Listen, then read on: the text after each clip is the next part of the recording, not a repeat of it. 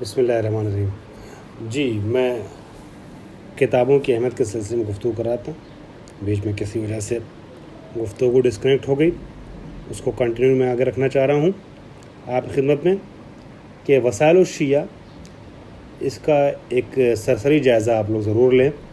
اگر کسی لائبریری میں آپ کے لیے اویلیبل نہیں ہے، دسترس میں نہیں ہے، تو آن لائن سرچ کریں، دیکھیں وسائل الشیعہ شیخ الرحمۃ علیہ کی، اور اس میں کوشش کریں کہ وسائل الشیعہ سے کم ایک یا دو حدیث امام علی نقی علیہ الصلوۃ والسلام کے اصحاب کے ذریعے سے جو نقل ہوئی ہے وہ حدیث نکالیں اور اس کو اپنی کتاب میں اور کاپی میں لکھیں۔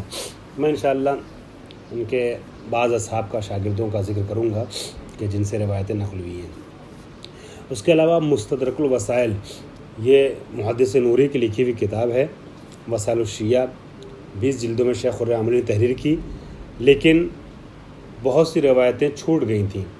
چھوٹی ہوئی روایتوں کو جمع کیا گیا جس کتاب میں، اسے مستدرک کہتے ہیں، محدث نوری کی۔ میں نے شاید اس کے پہلے کسی درس میں اشارہ کیا ہو، اس کا بھی ایک مراجعہ کریں، اس کا ایک سرسری جائزہ لیں۔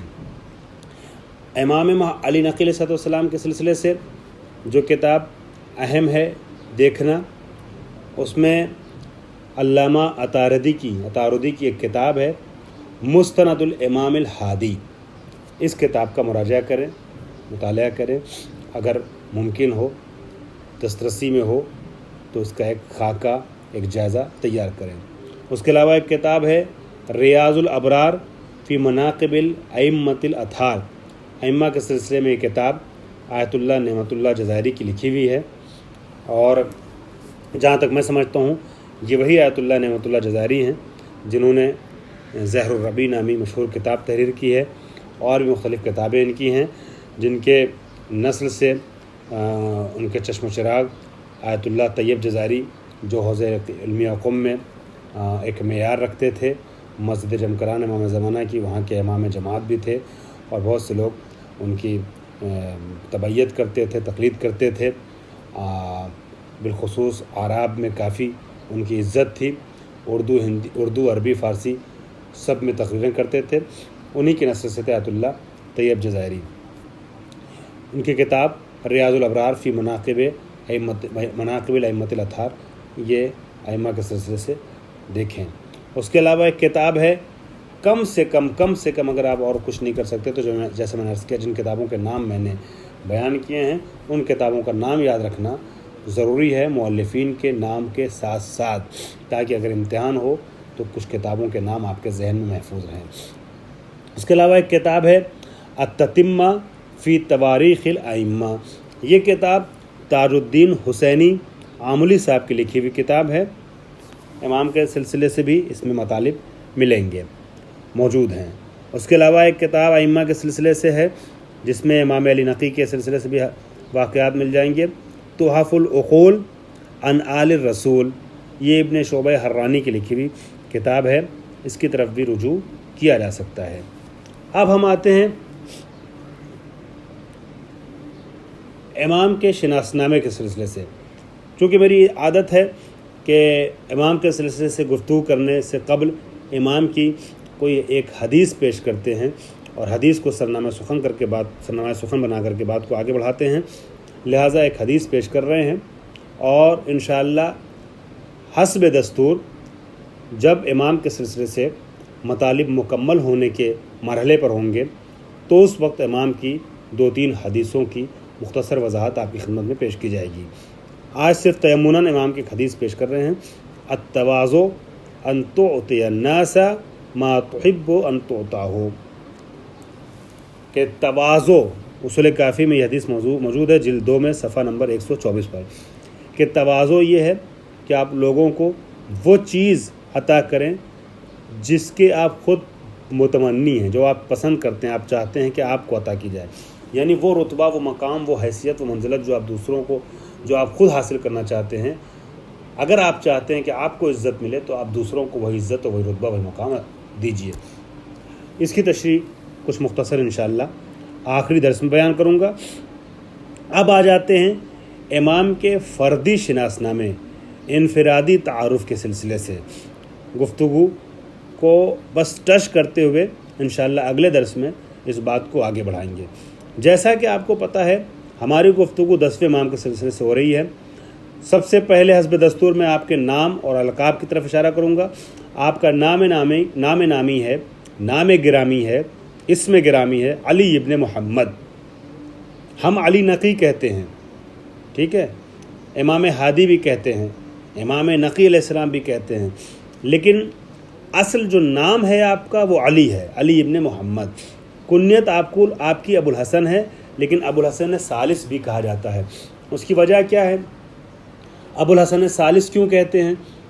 میں نے اس کے پہلے بھی ایک درس میں شاید اشارہ کیا، چونکہ امیر المومنین کو تو خیر مطلقاً ابو الحسن کہتے ہیں، امام کی کنیت ہے، لیکن اس کو ہٹا کر کے 3 امام ہیں جن کے نام کے آگے تشخص کے لیے اول، ثانی، ثالث لگایا جاتا ہے۔ 3 اماموں کا چونکہ نام ابو الحسن ہے، اس میں تیسرے اور آخری امام یعنی حضرت علی کو اگر شامل کر لیں تو چوتھے امام ہیں کہ جن کا لقب جن کی کنیت ابو الحسن ہے۔ اسی لیے آپ کو چونکہ امام علی کے علاوہ 3 اماموں کا نام ابو الحسن ہے، کنیت ابو الحسن ہے، لہٰذا امام علی نقی کو ابو الحسن ثالث کے نام سے یاد کیا جاتا ہے۔ آپ کے القاب بہت سے مشہور ہیں، مختلف القاب سے آپ کو یاد کیا گیا۔ کچھ القاب الہی القاب ہیں، عطایائے ربانی ہیں، معصومین ما قبل کے ذریعے سے آپ کو کے بارے میں یہ القاب بیان کیے گئے تھے، یا معصومین ما بعد نے ان کے کچھ القاب کی وضاحتیں پیش کی ہیں۔ لیکن بہت سے القاب ایسے تھے کہ جو آپ کے اخلاق، آپ کی شخصیت، آپ کے کردار، آپ کے پرسنالٹی کی بنیاد پر لوگ ان القاب سے امام کو یاد کرتے تھے۔ لیکن جو القاب زیادہ مشہور ہیں وہ میں آپ کی خدمت میں عرض کر رہا ہوں۔ امام کے القاب میں سے ایک لقب جو مشہور ہے وہ نجیب ہے۔ آپ جیسے نقی کے نام سے مشہور تھے ویسے ہی نجیب کے نام سے مشہور تھے۔ امام بالکل منفرد شخصیت کے مالک تھے، طہارت میں، پاکیزگی میں، طہارت ظاہری، طہارت باطنی، طہارت روحی، طہارت معنوی۔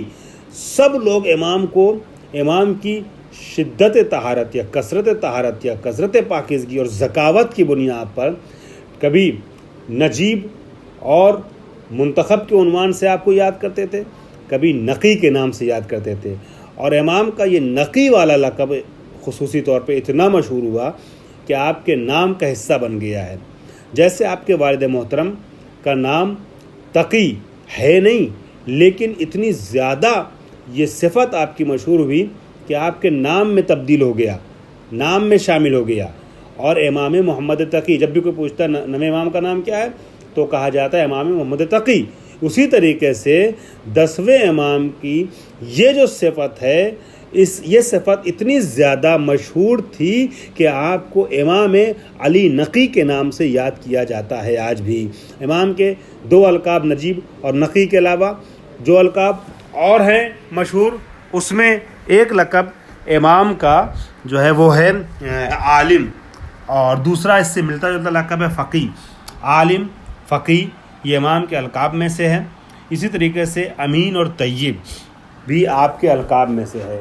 امام کو دوسرے افراد بھی طیب کے، غیر بھی طیب کے نام سے یاد کرتے تھے، اور جو لقب نبی کو دیا گیا تھا وہ لقب 10ویں امام کو دیا گیا تھا، چونکہ سامرہ جیسے پرآشوب شہر میں اور اطراف میں اس کے لوگ امام علی نقی علیہ السلام کو کے پاس اپنی امانتیں بھی رکھواتے تھے، اور دوسری بات یہ کہ اپنے اسرار امام تک منتقل کرتے تھے، اور امام امین راز رہتے تھے لوگوں کے سلسلے سے، امین اموال بھی تھے، امین راز بھی تھے۔